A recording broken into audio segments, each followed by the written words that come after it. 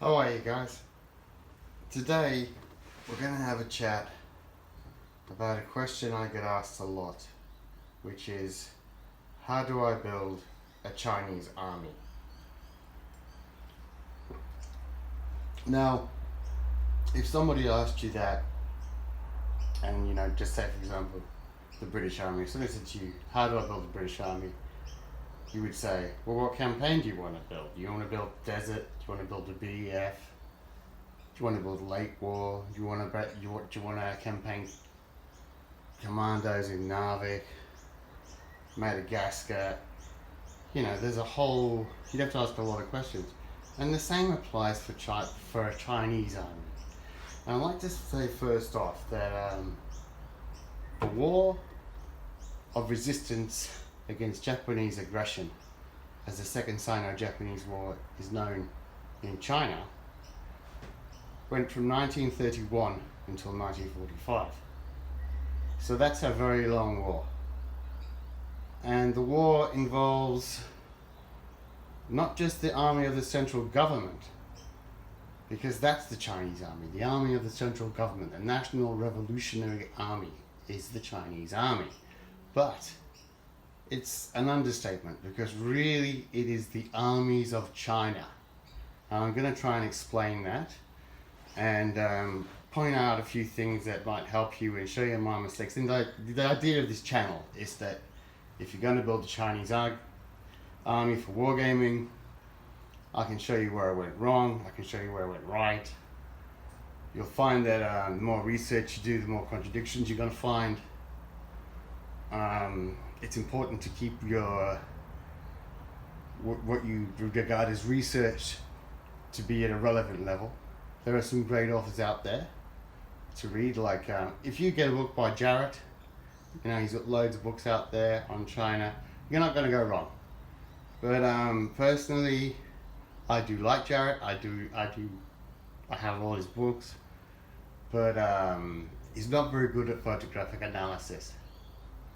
And if you're good at photographic analysis, you can build a very good Chinese army. And that's what I've had to do. For me, a Chinese army, if I see a picture of a Chinese army, I look at the rifle in their hands, I look at what they've got on their head, headwear, helmet, straw hat, cap, service cap. Then I might look at their ammunition pouches. Ammunition pouches are really important because they'll tell you from which province they came, or they'll identify the rifle, and then you can identify the province. But also another one is footwear. Once you get to know, and I'm going to go through these things with you as the channel goes along, you'll be able to do footwear, because even sandals worn by troops differ from region to region, and the central government army issued regulations for sandals that soldiers would make themselves. So the pattern of sandal can sometimes tell you where the army is from. But sometimes that has no idea at all, because it might be a anti-Japanese volunteer army soldier. So, but I'll show you what I've done today. So, as you know, many of you know, I'm doing the first battle of Shanghai at the moment. I'm trying to recreate a few of the battles and do the scenario and share my progress with you and my little knowledge as I go. So the forces I've been using for the Northeastern Army and the 19th Army, and if I wanted to use them, I could use them for the new 22nd Division in Burma in 42, are the old Matchbox World War I British infantry figures. Now, these figures are totally wrong, because you'll very rarely see Chinese soldiers with proper backpacks. And if you see Chinese soldiers with proper backpacks on the M35 German style helm, what you are looking at is the training division. And the training division very rarely sees combat. Elements of it do, but it's a show division. It's a demonstration division. It does training. Anyway, I don't want to get on about that. Keep going about the army. Okay, so this is what I use for the 19th Army at the moment.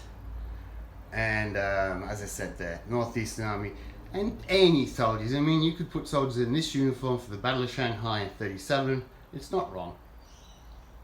you could put this, you sell this in this uniform for the Battle of Kunlun in 38. Sorry, 39. Anyway, off the top of my head, because I do this after a few beers in my spare time. I don't pick up any notes or anything. So, but they're good for that. I use them for the Battle of Kunlun too. Next to them, you'll see cavalry, brigade of cavalry. Now, cavalry are very important in the war for China, in her war, because it's a vast area, few roads, and very few options to repair mechanical vehicles. So cavalry are very, very important in China. These are the old Matchbox World War I horse artillery set, and as you can see, I bought about too many boxes of them to make this cavalry brigade, and I wanted to use it for Ma forces. It's not quite right for Ma forces, for Ma cavalry. Ma cavalry is the finest of the Chinese cavalry, and I will be doing an episode on that. Next to them, you've got the support that I made for various armoured units as the story of China's armoured forces progressed. And I'll do a show on that. Here I've got artillery, Type 14 105s and Type 14 150s. Madsen guns are in there, a pack. China's pack 36, believe it or not, was superior to Germany's. And again, when I get to the Germanized forces, I'll explain a lot about that. But I'll be honest with you. The German, as soon as the word German comes into this, there are millions of experts on the German army, and being an expert on the German army does not make you. It doesn't necessarily translate into knowledge of the Chinese army, because even a lot of the German equipment that China bought was experimental. Or was, anyway, I won't get into that, except some of those deals weren't as sweet as a lot of Western historians think they were. Next over here I've got the Guangdong, a regiment of the Guangdong Army. Now, the Guangdong Army is a very interesting army.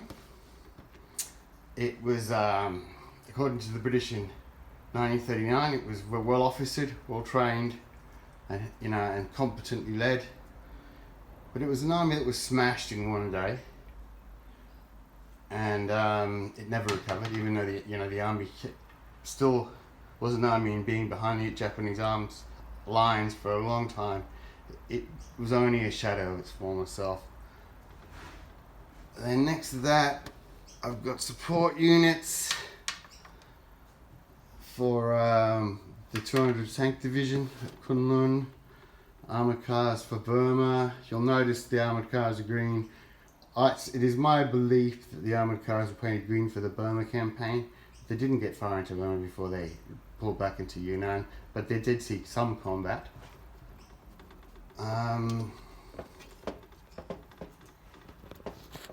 Way over there, I've got the a regiment of the Yunnan Provincial Army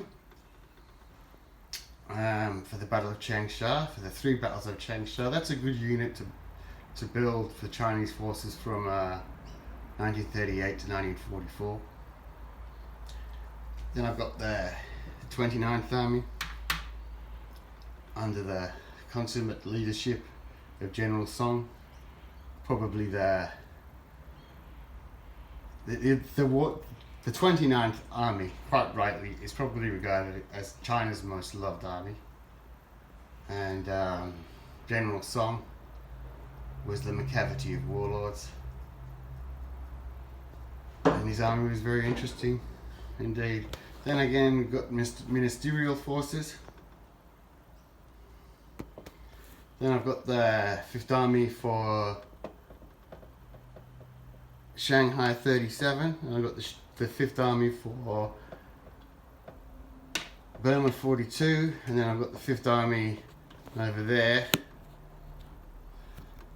I've got the 5th Army for Shanghai 32. Now I'm going to rest the camera.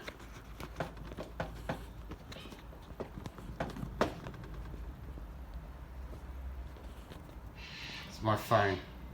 My stand is broken. Okay, so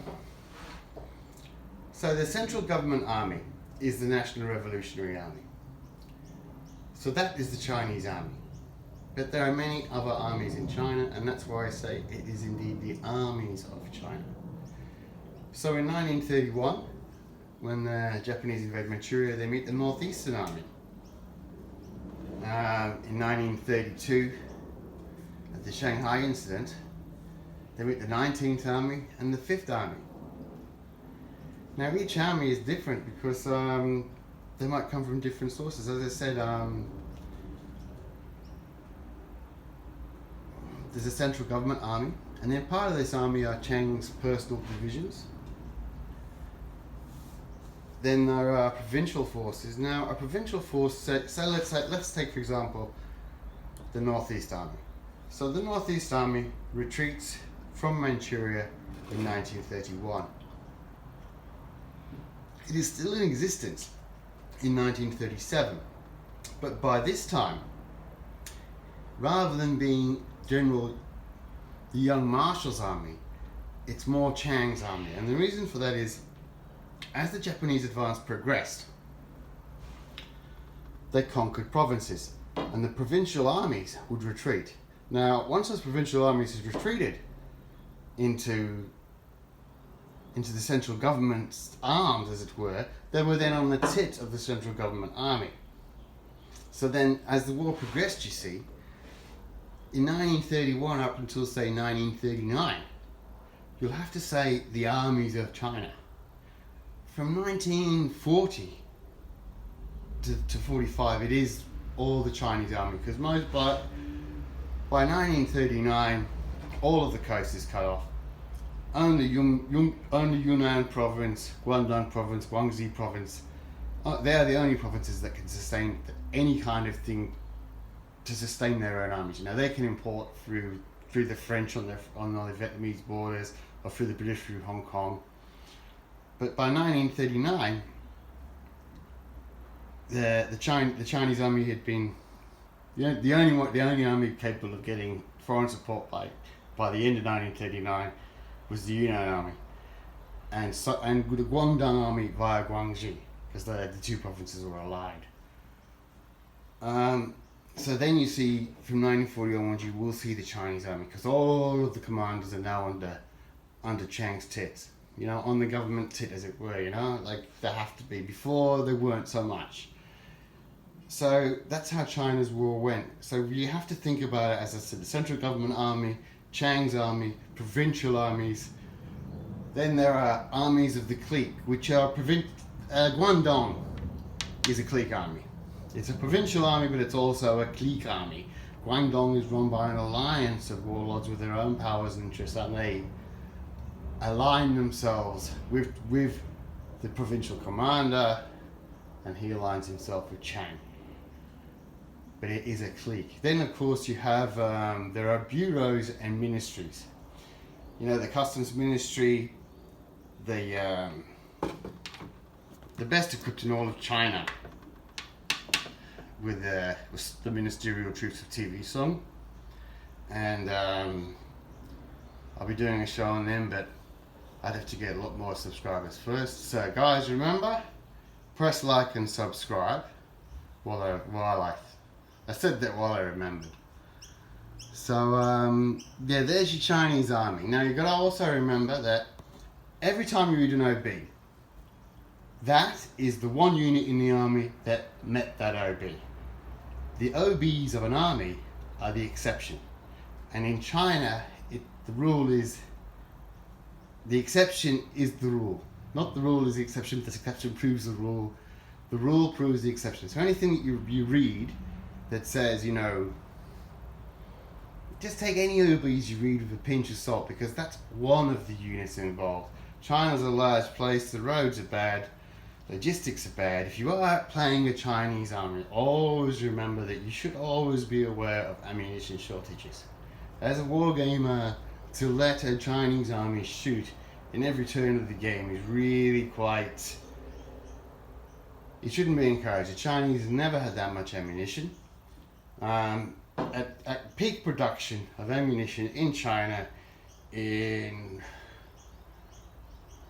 I can forget the year, but when they hit peak production, all industries in China that were still free could give each soldier 4 rounds a day. So you think how vast China is, how long the fronts were. There was a constant chronic ammunition for Chinese forces throughout the war. And many Chinese people would say to me, oh no, we had bad weapons. No, the Chinese forces had some very good weapons. Most things that came out of the arsenals were of decent enough quality. That's another thing, okay? If you're trying to build a central government army, you should really be equipping your forces with weapons that are made in a central government arsenal. And that's so, if you're looking at a figure and he's got a Carcana 89 bolt action Italian rifle, that is not a government soldier.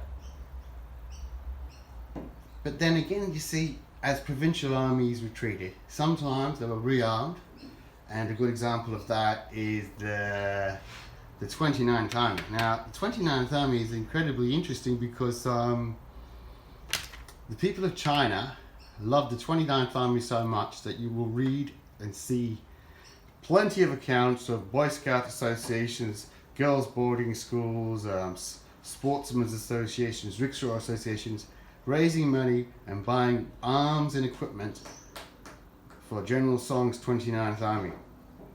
So sometimes, even if an army has retreated long past its source of sustenance, it is still getting arms that might be central government arms, but they're not central government troops.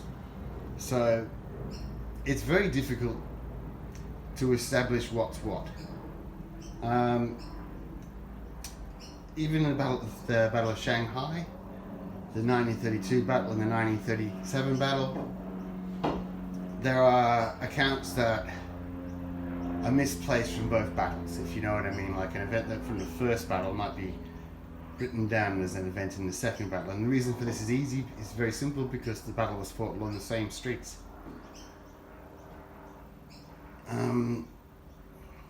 So yeah, that's just an introduction. So I want to also suggest that I'll name a few books. I did do that earlier. Look, if you get anything by Jarrett, you're not going to go far wrong. But as I said, photographic analysis will help you to build your Chinese army. I think that's it. Okay. If you guys want to give me a few messages about what you want to see, and I know what you all want to see. You want to see the Germanized divisions. Well, I'm going to leave a link to my mate at AY Militaria, and he's got a good video all about the China's Germanized divisions. And he's also got a great account of the Sihang warehouse. So, you know, I'll leave a link for that and you guys can check that out. And always remember, the Chinese soldier fought with the least for the longest. See ya.